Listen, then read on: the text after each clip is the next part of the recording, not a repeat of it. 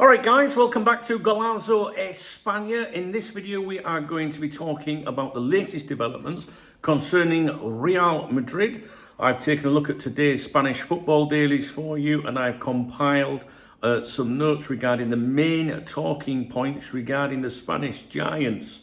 We're going to start off with Lucas Vázquez bids farewell to Real Madrid. We spoke about this yesterday. Basically, he said goodbye to Real Madrid after 10 seasons, 402 games and 23 trophies. The farewell yesterday was a simple but deeply emotional event surrounded by family, friends, Florentino Perez and teammates Kylian Mbappe and Andriy Lunin. Lucas struggled to hold back tears while his parents and wife were visibly emotional. He gave a heartfelt tribute to his wife and said, "Without you, this would not have been possible. You are the person who knows me best and has put up with me the most, my best partner in life." He read a speech to thank everyone, and he said things like, "Thank you to the fans for every applause and gesture of support. You've made me feel at home. Thank you to the president for allowing me to fulfill my dream." And he also honored his parents for their sacrifices and his brother Mateo for sparking his love of football. And he ended with a touching message: "I fulfilled my dream. I am leaving, but Madrid will never leave me. I am and always will be Lucas Vázquez, academy product of Real Madrid." And one thing I've realized since I started, really getting into La Liga and Spanish football, and paying a lot of attention to Real Madrid because obviously the Trent Alexander-Arnold situation that I monitored for the last year or whatever it is, was the amount of times Vázquez came up and he was seen as, a reliable player. The fans loved him. And I just love that parting bit where he says, "I will always be Lucas Vázquez, academy product of Real Madrid." I really like stuff like that. Okay, Real Madrid reveals Bernabeu investment figure of 1.347 billion euros. The club has disclosed in their 2024-25 financial report that the total investment in the Santiago Bernabeu redevelopment project has reached 1.347 billion euros. This figure covers work up to the 30th of June 2025 and is close to the final cost, though it excludes soundproofing expenses and further development of hospitality zones. Major structural milestones such as the roof, retractable pitch, things like that have been completed. In the past year, the focus shifted to commercial areas, VIP zones, RM experience events, new restaurants, and the official store. These areas are central to the club's strategy of generating income beyond football. Debt and repayments. The full 1.17 billion euro loan was drawn by November 2023. And Real Madrid has begun paying down the loan, 15 million euros in 23-24, 23 million euros in 24-25, leaving 1.132 billion still owed by June this year. Soundproofing and concerts. It says remaining work in the 25-26 season will focus on hospitality improvements and measures to reduce noise during concerts. The club hopes to resume concerts once technical and legal conditions are met, despite earlier complaints and restrictions. Concerts are considered a strategic revenue stream alongside other commercial events. Legal hurdles and alternatives. Currently, Real Madrid is not permitted to host concerts. The community of Madrid is considering changes to noise regulations to allow flexibility. Alternatives include adjusting concert hours or limiting the number of events.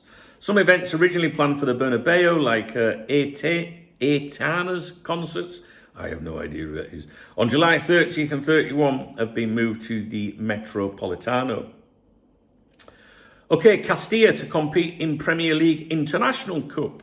Alvaro Arbeloa's Castilla will make its European debut in the Premier League International Cup. This under-21 tournament run by the Premier League features 16 Premier League 2 academies and 16 invited European clubs.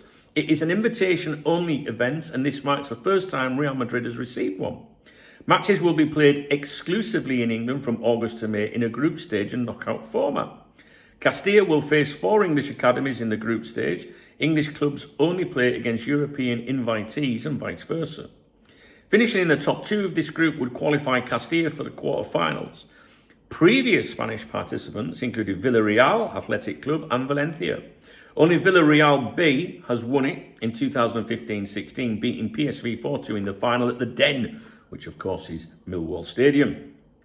Notable former players in this tournament: Emile Smith-Rowe, Scott McTominay, Yere Alvarez, Gorka Guruzeta, Oyhan Sanse, Aitor Paredes, Marcos Rojo, and Danny Ings. Danny Ings, what a great player he was for Liverpool. I love Danny Ings, he was great. The competition originally allowed up to 23 years, players up to 23 years old until it was reduced to under 21 from 2022. The official list of European invitees, group allocations and full schedule for 25-26 has not yet been released. Manchester City, which is Ben Wilkinson's side, will also participate. They were the inaugural champions in 2014-15.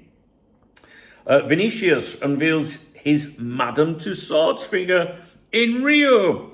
Vinícius Jr. revealed his wax figure in the iconic Sambódromo Marques de Sapucaí, the heart of the Rio de Janeiro Carnival. The statue was created by Madame Tussauds, and it's the first ever unveiled in Brazil by the British Museum.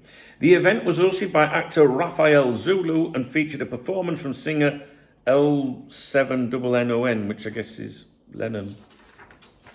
Surrounded by friends and family and fans, Vinícius said, "I'm happy to be here with my family and friends. I always dreamed of this." The statue shows him wearing the Brazil national team kit in a pose that reflects his trademark energy and pride in representing the Canarinha. After its unveiling, the figure will be moved to a shopping centre in São Gonçalo, which is his hometown, before travelling to its final destination, Madame Tussauds in New York. And he's quoted as saying, "I never imagined seeing myself up close like this." And he laughed. "It's very similar. I never imagined getting this far," he said during the ceremony. The event was also attended by Eder Militao, Vinícius' teammate at both Real Madrid and the Brazil national team. Fran Garcia linked with a move to Milan. This is the last note I've got for you today. Real Madrid left back Fran Garcia is attracting interest from AC Milan following Alvaro Carrera's arrival, which casts doubt on Fran's future in the squad. The player's agent has reportedly opened talks with Milan. The situation mirrors the 2019 transfer of Theo Hernandez from Madrid to Milan for 20 million euros. Modric, who recently joined Milan, is said to support Fran Garcia's move to the club. Milan are looking for both a left and a right back, but aim to spend no more than 30 million euros total for both. Milan had initially targeted Archie Brown. Now, you see, I can pronounce that name very well. Someone on here yesterday said, "How can you be doing Spanish videos? You can't pronounce it." I'm not fucking Spanish, am I? Do you know what I mean? I can't pronounce English names. What's wrong with you? You know what I mean? But Fenerbahce outbid them, prompting Milan to turn their attention to Fran Garcia. Fran started in all 6 games at the Club World Cup, but now faces increased competition from Carreras and Mendy. Madrid and Milan maintain an excellent relationship, and the agent represents both Carreras and Fran, increasing the chances of a deal. Milan are also considering Brighton's Purvis. Imagine being called Purvis. Estupinian. Talks for Fran remain informal at this stage. And that, my friend, concludes today's roundup of Real Madrid news from today's Spanish football dailies. If you enjoyed this video, if you found it informative, please thumbs up the video. Please drop me a comment. And yeah, if you see it on social media, maybe maybe share it or something like that. I would like to grow this channel. It's a side interest of mine. It's not monetized. This channel doesn't make me a cent, but I do put a lot of effort into it. In fact, this morning, probably about 2 hours, believe it or not, for 3 videos. All right, guys, there are ways of supporting me in the video description, but a thumbs up will do for me. All right, guys, thanks. Speak to you later. Have a great weekend.